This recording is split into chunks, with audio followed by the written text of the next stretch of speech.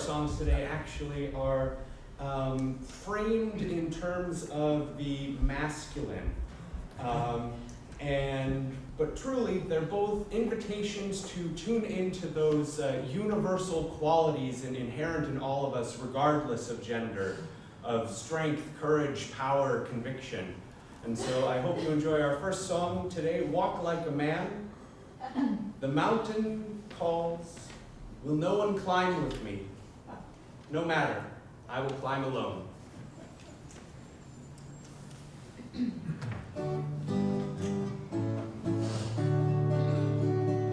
Walk like a man, even though you walk alone. Why court approval once the road is known? Let come who will, but if they all turn home, the goal still awaits you. Go.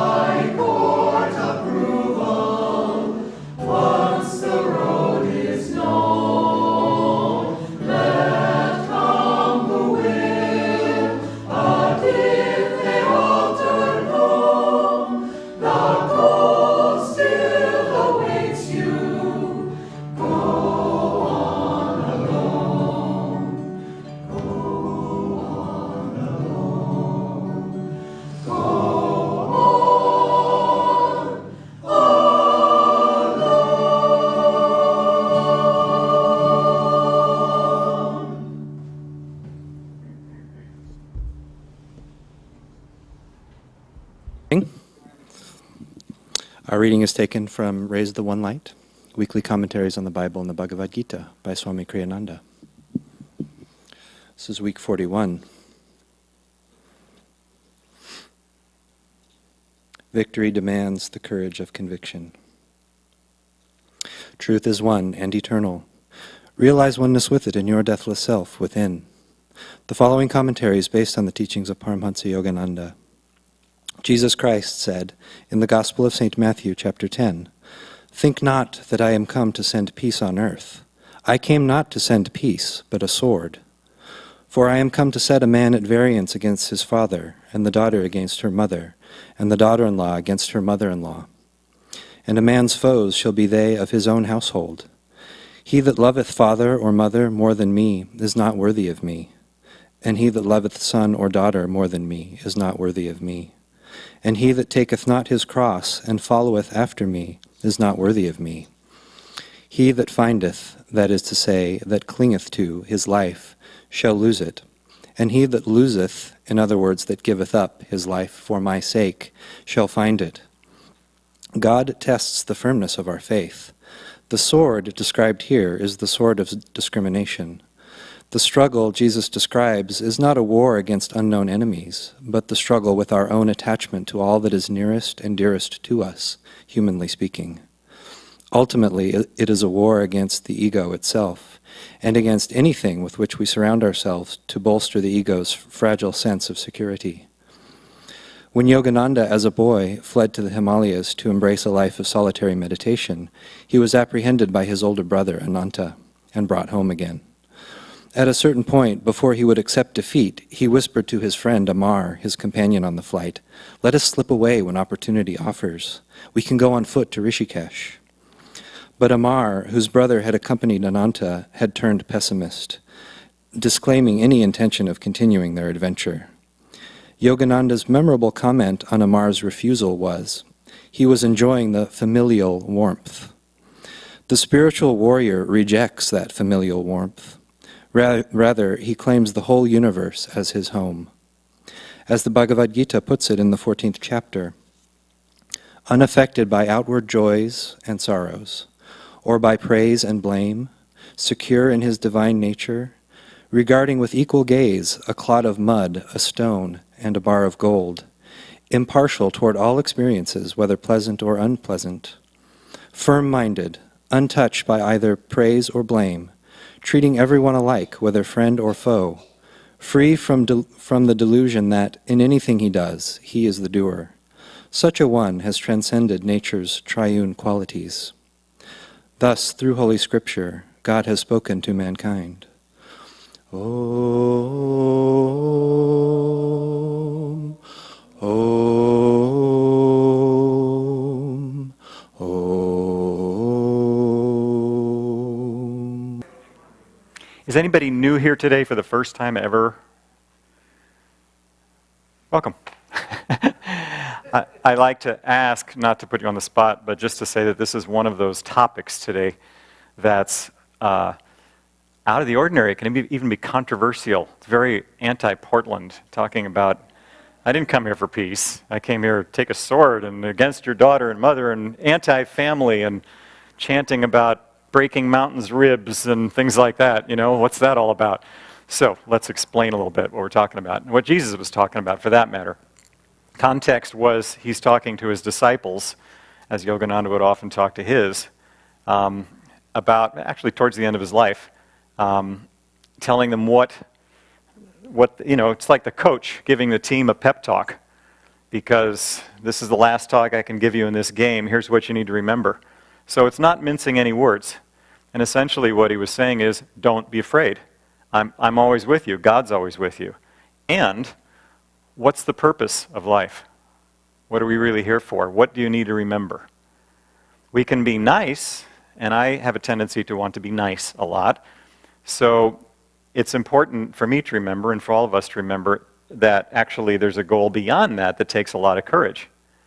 Because, well, I'll cite an example here. Jyotish and Devi often like to recall that they were sitting with Swami Kriyananda once having breakfast. And Jyotish was a little bit wrapped up in a problem he was having. I don't know if it was interpersonal with somebody else or what it was, but it was a challenge he was trying to piece through. And he was presenting it to Swami and a little bit confused about it. And as he describes it, he says Swami had, a fork full of eggs that he was lifting to his mouth.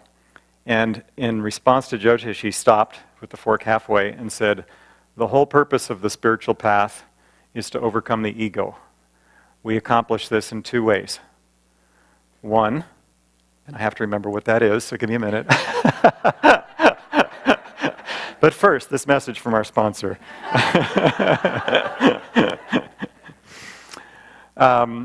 Okay, well, I'll tell you what the second one is. Swami, just hold those eggs there for a second. To see God as the doer in everything. Anybody remember what the first one was? Deeper, longer meditation. Thank you. That's number one. We accomplish this, overcoming the ego, by deeper, longer meditations and by seeing God as the doer in everything, at which point he proceeded to finish his eggs. So Jyotish remembers that and cites that a lot, because that is the whole point. The whole point of the spiritual path, the whole point of life, is to overcome the ego, and we accomplish this in two ways: deeper, longer meditations, and by seeing God as the doer in everything. Okay, what do we mean by that? Am I doing that? Do I really want to do that? Do I want to overcome the ego? I kind of like the ego. I'm kind of special, and I do have a role to play, and what do you mean I shouldn't be me, and all that sort of thing. So let's talk about that. Ego has a purpose. It's not a mistake. It's, nothing's a mistake. The whole point is to get us to realize who we are. And Asha, director of Ananda down in Palo Alto, says to realize where our pain is coming from. What's the source of our pain? So if we don't know what the source of our pain is, then it's good to say, okay, wait a minute, I need to have my boundaries, I need to stand up for myself, I need to know who I am in relation to other people. It's the whole thing we grow up as kids and teenagers kind of learning where we stand in the pack. So that's important. But then at a certain point, we realize who we are, and we feel a little more confidence in standing with other people and kind of defending what we feel is true and right. But we find it's kind of like, I've used this image before, but a rocket, it needs a lot of thrust to get up beyond the Earth's gravity. But at a certain point, when it gets beyond that gravity, those thruster rockets are kind of dead weight pulling it back, and it needs to let those go to be able to soar free in the gravityless sky of space. So it's the same thing with us, that we need a good sense of who we are. We need a good sense of ego and a good strong sense that we're, strong on our 2 feet. But then at a certain point, we get a little tired of that. As a friend once said to me, the ego is just not worth defending. Do you find yourself sometimes just, your hackles get a little raised when somebody maybe offers a little, suggestion, but it comes across as maybe a little criticism or something, and, just the blood starts boiling a little bit, or other people are behaving a way that's just not okay with you, and does that ever happen to you, or is it?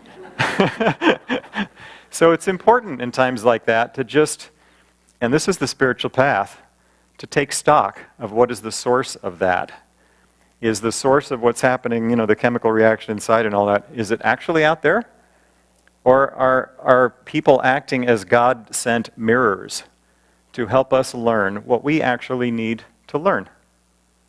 The more we can see life as a school. When we go to school, what do we say? I don't want this test. I didn't come here for these challenges. I just want to relax and watch TV. But the parents and the teachers say, no, actually, you're here to grow and expand and learn, as we'll learn in the Festival of Light when we read that shortly. That's the whole point. We're here to expand to infinity. And so Jesus was talking to the disciples, as Yogananda, Swamiji, all the great ones come to just encourage us. No, actually, who you are is much vaster than you think at the moment. And fortunately, we've had great examples. Here's some, there's lots more, who've achieved that sense of everything that we're looking for in our deepest hearts, our deepest souls. What we're looking for is a sense of freedom, fearlessness, certainty in who we are, joy, bliss unimaginable, identity with everybody else, such identity that we know what people need from the inside out, that we can see things from their point of view, that we don't feel separate or opposed to them, that if we see problems or suffering or conflict, we don't have fear around it, we just have compassion and a sense of responsibility and duty. How can I help? So that's the courage that we're talking about. That's the courage that Jesus was describing here. And the important thing is, how can we take that on in daily life? Well, okay, what's the first thing that Swami said that we need to do to overcome the ego? What was it? Meditations, deeper, longer meditations. So now, I don't know, I'm preaching to the choir here, but most of us have a meditation practice. If you don't, it's a great thing to do. We teach classes here that are just wonderful to learn how to do that. But why meditate? Because in meditation, we kind of let go all of that swirling self-identity, that bundle of self-definitions of who I am as opposed to who other people are. It's that delusion that keeps us separate, keeps the show going, so it has its purpose. But when we reach that point in our lives where we're just getting beyond the Earth's gravity, when we're finally, kind of done establishing what I need, and we just want to kind of let that go and soar and be more free than that, then that's when we start to take seriously, what do I need to do to overcome the ego? Well, the other thing about new folks is that when it comes to overcoming the ego, we almost want to say, this is for real. Run for the hills now when you can. Door is there. Run. Because it's a challenge. If we're really serious about doing this, we have a lifetime that is so blessed. You know this, but just to have this path, these teachers, these techniques, unbelievable. And so here's my pep talk to you, to take heart, take courage, make the most of it. You know, if there's any little nagging voice that says, I could be doing more, I should be doing more, careful, because you don't want to beat yourself up and feel bad and feel stuck. That's not the point. A pep talk is not so you'll feel awful and run back to the locker room. A pep talk is so that you can say, oh, whew, wow, okay, I'm waking up now. I realize, what it's all about. That's in the Bhagavad Gita, which is a small section of the longer scripture, the Mahabharata. It begins with Arjuna kind of like being a little upset about having to go into this battle against some of his relatives. That thing Jesus said about the setting the daughter against her mother and, like that. That's exactly what Arjuna's saying. He's saying, Krishna, this is like, I don't mind, I'm a warrior, I don't mind going to battle for righteous causes, but, here's some of my relatives out there that are on the opposing side, and I don't feel good about that. I've lived with these people since I was a kid. And Krishna's listening patiently. This is the guru, this is our wise self talking to us and saying, okay, Arjuna, I hear you. Now, I just want to remind you about the larger picture. And he starts off by saying, Arjuna, nobody ever dies. So the way we see things is we identify with our body. The ego is the soul identified with the body. So that's what we're talking about. Overcoming the ego is overcoming our limited sense of self-identity with this body, this personality, this mind, and thinking of it as something different than, separate from other people that I have to defend somehow. Okay, so Krishna is saying, Arjuna, nobody ever dies. You don't die. Your soul doesn't die. Your soul is immortal. It's here playing this role right now because God likes to recycle us, and we go from first grade, learn the lessons, and then go to second grade and learn the lessons. But that's the way this all works. So the more that we can understand actually the operating manual for this life, the more fun it is. The more we can just kind of get with the program and just go out there and play and actually have fun playing. So think to yourself, close your eyes right now, just sit up straight and think, okay, what's my lesson plan? What has the divine teacher given me as my lesson plan right now? What are the things, and it won't be too hard to figure this out. I'll give you some tips in a minute. What are the things that God is trying to help me learn right now for this stage in my soul's development? Okay, you can open your eyes. So knowing that, or at least asking the question, helps a lot, because when we know what the lesson plan is, what the strategy is, we can say, oh, okay. Then we suddenly realize that everything that's happening around us is perfectly designed. It's what the teacher, I'm looking at Pavani here, one of the teachers here, has designed perfectly for these students to learn what they need to learn right now. Everything that's happening around us, all the challenges we're facing, all the upsets that we feel around other people or circumstances, especially the ones that keep happening over and over and over again, are the ones that our teacher has designed to help us learn those lessons. So the question is, as a student, or as a disciple, or as an employee, how can we learn the lessons that our teacher, guru, employer is trying to give us? So to be open-hearted and open-minded helps a lot. Bless you. To think to ourselves, how can I help? The more we think about ourselves, the more wound up in that self-definition we get. But the more we start thinking, oh, wait a minute, the whole trick here is to get outside of this self-identity. Let me step outside and see things from the other points of view. Oh, okay. How can I see what they're trying to do? How can I help? Maybe the process of helping will allow me to see what they're trying to teach me. Sometimes just energy flow itself is what gives us the answer.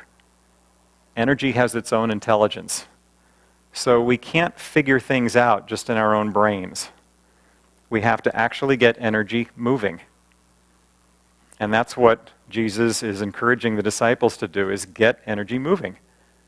Do what you know to be true for yourself in your own development. Meditate longer and deeper, if that's it, in a way that you can do joyfully, because that's the other key, is that we have to do it with joy. If we're doing it with guilt or anger or shame or conflicted feeling or any of those things, that's not really where it's at. God is bliss. God is divine love. So think to yourself, how can I do this with joy and be sincere and have integrity about that? And then do it. And then think, okay, all the other people around me are trying to do exactly the same thing that I'm doing. They're working with their own individual lesson plan they've taken lifetimes working with God on that. And it's just amazing the courage that took. So to be able to honor them in the battles that they're facing and say, how can I help? And just to be centered in ourselves, to realize that God is the doer, which is point number 2, acting through us. Eventually we realize, oh, wait a minute, this was all a dream anyway. The fact that I was so convinced that I was this person, which we all know that this brief, fleeting identity, this personality is going to go away at some point. But then when we can identify as God sees us, as Krishna said to Arjuna, I know all of your lives. You're seeing this one and thinking it's all there is, but I'm seeing all of them. I know the big picture.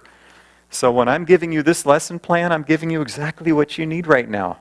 That you were trying to work on those past lives and didn't quite get it, and that's why you designed this life with me to help you learn those lessons. So get with the program is what God is saying to us. The more we can relax and just say, oh, okay, all right. And just look out and see everything that comes to us as God's divine, heart-filled, Portland, lovey-dovey surrounded gift to us that's going to help us, that's going to help the planet, that's actually going to help the political situation. Because when we are centered in ourselves and we see God as the doer in everything, then we can see the whole world that way also and bring consciousness and joy and love into it. And that's the only thing that makes any difference in our own lives as well as for those around us. And that's all I want to say about that. Except that we have another song that's going to continue this theme of just feeling God inside and going forth with that fearlessly, not worrying about what others say so much, but just being centered in ourselves and knowing what's right. And just a final word. If you're doing the right thing spiritually and you know it, don't worry about what people think so much, because their souls really know it's right too. And people might react against you sometimes because, you know how it is, when somebody's doing something that represents something that you kind of feel you should be doing, but you realize you're not or you can't, I find I can react against them and want to put out that light somehow, because it's making me feel a little bit less than my ego would like to feel. You know that feeling? So, okay, thanks, Bill.